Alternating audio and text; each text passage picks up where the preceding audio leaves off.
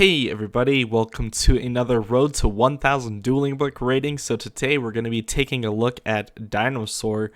This has a couple engines in it, and there's a couple flaws to this deck that I definitely think should be capitalized on. Should be changed in the future, obviously. So we're going to go ahead and start this game up. So we're playing against Danger Grand Maju. He won the die roll and he's going to force me to go first. So I just passed my turn because this hand is honestly kind of garbage.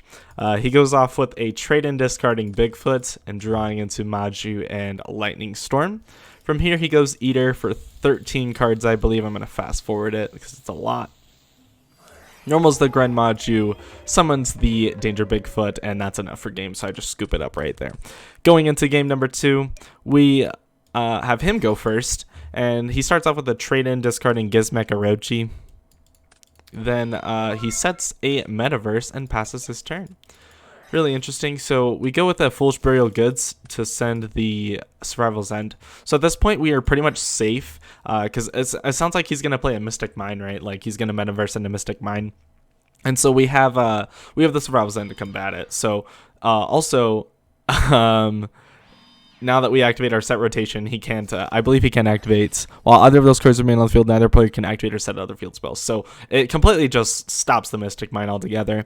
Next we go with our Diagram, Popping Baby. Searching out to True King Lithosogem, we search for our Ovi. Ovi's effect adds the baby. We normal the baby here. We also activate Lost World to give him a token. Ovi's effect pops baby. Baby specials from deck, another baby, and then we're going to go ahead and pop both for True King's effect. And then we're going to use both effects to summon Giant Rex as well as Drak Aolo. Then we link those two off into a Pentastag. And then we discard our Miscellaneous Saurus and we banish 4 for, I believe, another Miscellaneous Saurus. And we use Rex's effect to bring itself back. Link that off with the Drak Aolo into a copy of Chambara. So at this point, we're pretty much stacked because we go into battle phase. We attacked over Chambara, and then we use Lost World to protect it. Pentastag does piercing, so he takes 17 here, not 22. But he does fix that here in a second. So we send Petite, which summons Pankratops. And then we can go ahead and attack again, and this time it's 2,200 damage, 1,900 damage. But he does fix that. He gains the 1,000 back, so he's at the 44 now. Next, we use Mist to attack for 18. He uses Gizmek's effect, which is fine. We go ahead and I believe just use Pankratops to kill it, and then we attack directly for 1,800. We use Pentastag attack for 16, and then we attack with True King Lithosogem for game. Going into game number 3, those games were pretty fast. I believe he allows us to go first. We drew decent, so we go with a Oviraptor, adds Baby Ceratosaurus. Then we go Fossil Dig, adds another baby, and we use our True King's effect to pop both in our hand. Special it, and we use the baby's effect to... Oh, we also use the True King to banish these 3. I felt like it was good to get rid of the rank 8s, just because they're pretty good. And then the Unicorn's kind of utility, and I could care less about Cerberus. We overlay our Miss and our Oviraptor that we summoned off of Baby's effect into a Dolka, or actually into a Lagia. I realize here that the Dolka is probably not the best option, but I think it might be the best option in this case, just because he has lots of monster effects he can use. We use Foolish Burial Goods to send a copy of Survival's End, and so this board at first glance doesn't seem that great, right? Like we have one negate, right? But if you think about it, we actually have multiple different interruptions here. So we can definitely use the Lagia to negate a spell card like his Desires or something in his hand. Then whatever monster he summons, we can actually use our Survival's End, targeting our baby and whatever monster he summons and pop them both. Then Petite's effect's going to go ahead and we can either summon an Oviraptor from our deck, or we can summon a copy of Pankratops. If we summon the Pankratops, we have another form of disruption. So that's 3 forms of disruptions with this kind of field. It's kind of underwhelming, honestly, but I think it's still pretty solid. He draws Kaiju Slumber for turn, and he goes ahead. I think it would be the right play here to actually activate the Kaiju Slumber and then kaiju me, but he actually kaijus me first over the petite, which is really kind of an odd choice for most people to do. But yeah, we use the Lagia on the Interrupted Kaiju Slumber, because if we don't, we're going to lose here. Uses Pot of Desires. I definitely think like this is why the Kaiju would have been better, because he does draw into a Gamma Seal here, which isn't really the smartest thing, because like I think it would just be better for you to like Kaiju Slumber, I negate it, then Desires, draw into the Gamma Seal like normal, and then Kaiju me with over the Petite, and then you're in the same position, except that you're going to Gamma Seal me and keep the Radion for yourself. Anyways, that's just my 2 cents on it. Anyways, he goes ahead and gives Mekarochi's banishes 8 cards, putting his banish total at 2,100. 21, sorry, not 2,100. That's a lot of banish cards. He summons the Gamma Seal, and so this is why the rank 8's a good choice, because like he has 2 8s on field, but he can't overlay, which is pretty nice. He normal summons the Gren Maju and reveals Bigfoot, and unfortunately I get unlucky and I hit the Mystic Mine out of the hand and not the Bigfoot. If I would have hit the Bigfoot, I think I could have had a better chance at winning the game. Anyways, he draws into another Gamma Seal, goes into battle phase, attacks over for 200. And at this point, this is game. I was trying to mess with the battle positions and like after the fact, seeing like if it was better for me to put any of these guys in defense mode, or both of them even in defense mode. And it's pretty rare, but this time it was actually better for me to keep them in attack mode. I would have taken less damage, which is kind of dumb. But things like this happen. Sometimes you lose some games. He definitely did a good job breaking my board, and I just got unlucky hitting the Bigfoot and not anything else. Anyways, moving on to match number 2, we're playing against zombies.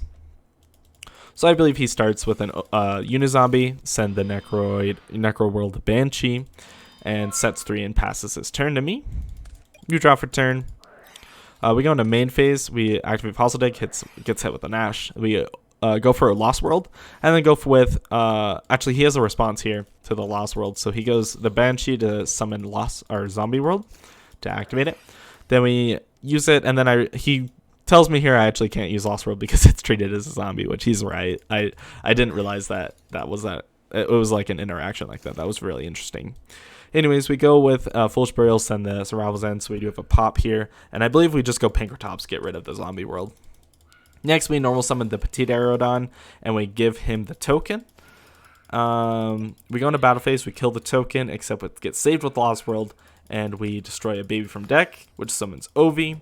Use Ovi's effect to add the miss, and then we attack over the Unizombie for actually 1,000 damage here. And then we go and use our Survival's End, targeting a back row, just a random back row, and then getting rid of our Petite Aerodon and specialing Giant Rex from deck. It's also pretty good to go for a Pinkertops here, but we already had one obviously in the grave, so it wasn't really that like great. We go into a Lagia. I think it would have been better for me to go for a Tornado Dragon just because like Tornado's just better. Definitely would have baited out his back row a little bit better because he, I believe, uses Trap Trick here. So he Trap Trick sets the Impermanence, which he already has one set. It's just to bait out the Lagia, pretty much, like it just negates it. Draws into Super Poly, does nothing. Goes into my turn again. We normal Ovi, and he scoops up the game. Going into game number 2. I believe he starts, yep. And he starts off with an Extravagance. Obviously, it's the only card that can be activated in the main phase 1. And he goes with the Solitaire, Tribute, Special Unizombie, and then Unizombie Send, and he sends the Necroid Banshee. He goes with Jacobolin to discard the Doom King Ballad Rock, or whatever, Ballard Rock, I don't know, something like that. He sets Call by the Grave, and uses the Necroworld Banshee to activate Zombie World from deck. In draw phase, we draw for turn, and we activate Twin Twisters. It's important that we do this in draw phase because Ballad Rock has the effect in standby phase to summon itself from the grave. So if we do it in draw phase, then this will never have a time to trigger. So we go ahead and hit the back row. We also discard the Survival's End in our hand, which is just perfect, obvious, like so good. Destroy the Called by the Grave as well as the Zombie World because can't do anything about it. Going to standby phase, he's got nothing. Going to main 1, and then we go with a normal summon Jurak Alo, which is a really odd play at first glance, but then we link it off into a Link Revo and use the miss to go ahead and put them both in the grave. Then I believe that we can use Miss Effect here to go ahead and grab us a Baby Ceratosaurus. And we go ahead to end the main phase, and we attack over with our Link Karibo into the Unizombie. And then we use Survival Zen to pop the baby in the Jack-o'-Bolin. So the really interesting thing that I did here is that I said end in main phase, like, especially with this, like, bad board, because, like, okay, he can Jack-o'-Bolin, banish it, summon, like, Billiard Rock, right? Like, but then it's not going to do anything. So, like, I'm forcing him to interact with Jack-o'-Bolin, and if he doesn't interact with Jack-o'-Bolin, it's fine. Anyways, so that's the reason why I did that. And then I just go ahead and, like, in battle phase, use these two to pop. And then, so his Jack-o'-Bolin's dead here. And then our baby's effect triggers to summon Ovi, which searches for another Ovi for next turn. We go into main 2. I actually should have attacked directly for 1800. I just forgot. We link off into a Pendant Stag and then banish 2 dinos in our graveyard for Conductor. So now on his turn, if he normal summons anything, we can just use Conductor to go ahead and set anything. He has a Mizuki, and like he doesn't like have very many plays at all, and we can just pretty much kill him the next turn because Pendant Stag does piercing, and you know it's pretty much over anyways. And he just says like, I don't have anything, and he scoops up the game. So that's it for match number 2. For match number 3, we are playing against more of a meta deck. This is Altergeist. So he opens pretty good. Strike, Crackdown, Melu, Mario, and Conquery. He goes with a Mario to set the protocol from deck. So I have to play around a protocol this entire time. So I go with a Lost World, and then I go with an Oviraptor. So I order my chain links here correctly, because if you order... So I do Chainlink 1 Ovi, Chainlink 2 Lost World, because the Altergeist protocol has to respond directly to monster effects, just like Ash, right? So that's the reason that I do that. If I did it Chainlink 1, Chainlink 2, then he could use the protocol to negate the Oviraptor by, you know, tributing the Marionetter, and then at that point I'd pretty much be screwed. But if I do it the other way, to search, you know, with the Oviraptor into Conductor, and then give him the token, or give him the token as Chainlink 2, then he's responding to the spell card. So we give him the token, and we attack over the token, use the Lost World effect to protect it, destroying baby, summons baby, attack, and kill it. I don't know if it's the right play for me to kill it there, but I mean, it was at this point, because it didn't matter, at least from my perspective. So we go ahead and use the Foolish Burial Goods to send Survival's End. Then I believe we use Ovi's effect to pop the baby, to special the baby from grave, and grab a Miscellaneous Source. Then we can go ahead and overlay into a Lagia. This just plays around anything. He has a strike for the Lagia, which is fine. Then we banish... it actually helped, because it actually put the 2 dinos in grave that I needed. I had the baby, but because he negated it, my Oviraptor as well as the Miss went to grave. So I just go ahead and use the Miss effect to special the Petite from deck. Then in the end phase, Petite's effect triggers and pops to special the Pankratops. So at this point, we actually do have 2 forms of interruption, because we can Pankratops pop something, as well as we can Survival's End pop something. And we can also, if we summon like an Ovi off of Baby Sarasaurus, we can actually trigger Lost World's effect here, and then use Survival's End to blow it up, and then special a Dino from our deck as well. So like we have lots and lots of plays here. It's really awkward for him to play around. He goes ahead and activates Protocol, and then uses the Meloseek. And then he goes into battle phase. So we go ahead on the inner battle phase. We're targeting the baby as well as the Melu, and we're popping both. Baby's effect triggers, his Melu's effect triggers, searches for Multifaker. We grab ourselves Oviraptor, sorry, searches for another copy of Oviraptor, and we give him a token. Also doing the Chainlink 1, Chainlink 2 thing to play around the protocol still. Then he goes into main 2 and links off the token into Link Karibo. That's fine. Crackdown takes my Oviraptor. That's fine. Then he actually misplays here, I believe. Or, yeah. So you can only special summon Altergeist monsters the turn that you activate Multifaker's effect. He actually summons Phoenix here. I just didn't catch it. I just wasn't thinking.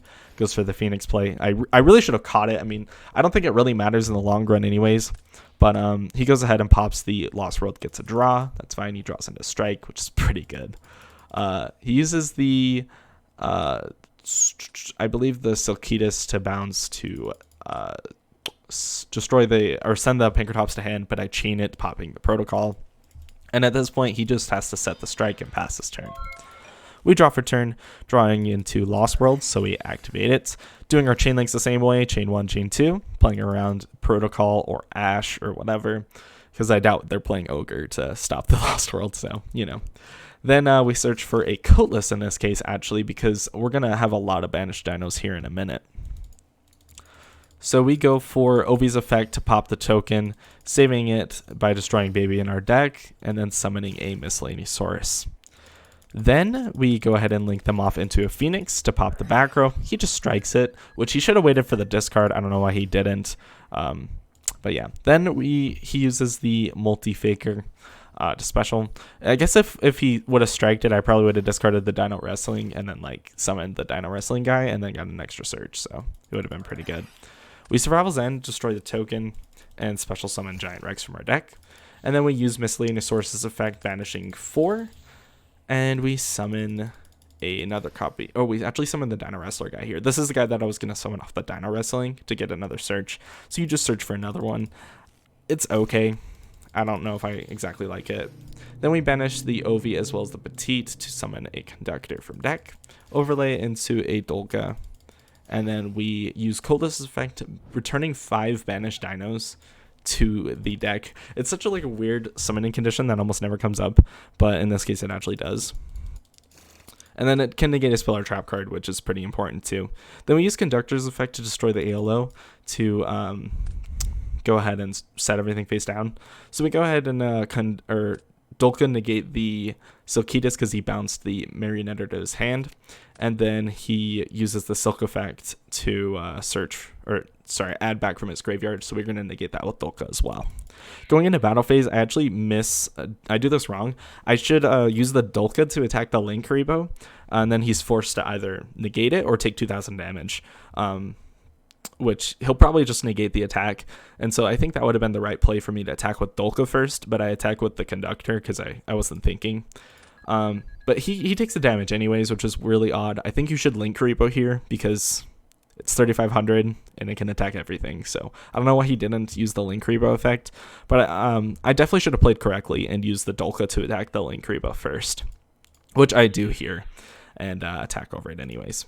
Then I also make another misplay by attacking with the Coatless instead. Like right here, it's still game because he's going to negate the attack, and then I can use Conductor to attack. And then that's 1,600 damage, and this is 27, so that's still 43. But like ideally, the correct line of play is to attack with Dolka first. He negates the attack, which is fine. Then we use the Conductor to attack, both the Phoenix as well as his set face down, dealing 2,600 damage, and then we attack with Coatless for game. So that would have been the ideal play here, but we just played it wrong, which is fine. It happens sometimes. So he's left with 3,200 life points, and we still have quite a bit of interruptions, but we pass our turn back to him. He normal summons Marionetter, which is fine. Sets the manifestation, and we do have a Survival's End that we can still activate, and he also has a Protocol set. We go ahead and use Conductor's effect to set the Marionetter, and he flips it face down. We draw a Foolish Burial Goods for turn, and we normal summon the Stegosaur and give him the token. Going into battle phase, we attack the token, and we use the Lost World to destroy it, or destroy the baby Ceratosaurus from our deck. Searching for the Oviraptor and grabbing another Conductor for later. Then we use Conductor to attack for 1,000, attack for 1,000. And at this point, he's down to just 2,200 life points. We attack with Coatless. He flips over Protocol, I believe, here, and then uses Conquery's effect. And he accidentally takes the damage. I don't know what he was thinking. But then he uses Conquery, which is fine, because then here we're just going to go ahead and use our Survival's End in the grave, targeting our Stegosaur and targeting the Conquery, destroying them both. He chains Manifestation to summon the Stilquitas, which is fine because now we can just use the Conductor to just attack over the Conquery anyways. Actually, I think instead of using the Stegio or the Survival's End to target this, we targeted the Manifestation, which is fine.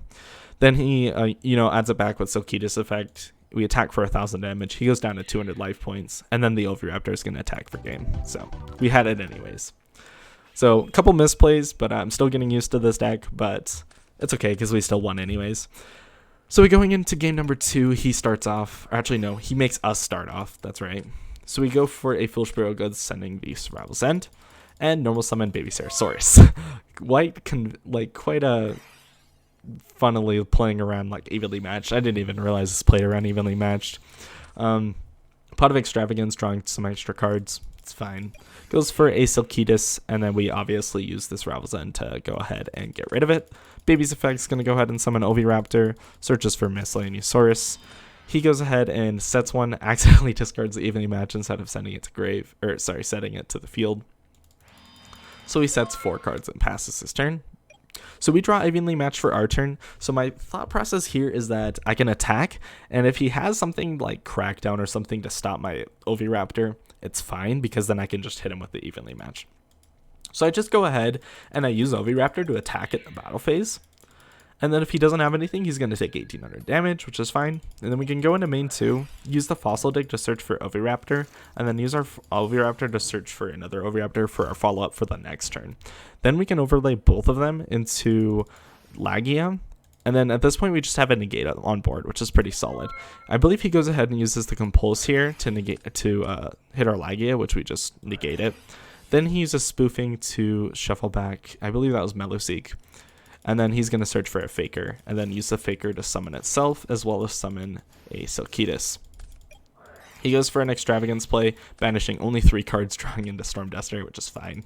He goes for a Meluseek, and then he uses Spoofing to shuffle back the Faker to search for a Marionetter.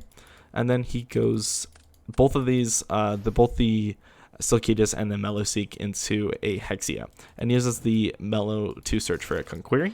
Sets the Storm Duster, which he should do in main phase 2. I don't know what he was thinking. Then he crackdowns my Lagia, which is fine. I give it to him. He attacks Hexia for 15, and he tries to attack with Lagia, but you can't attack with the monster that is crackdown.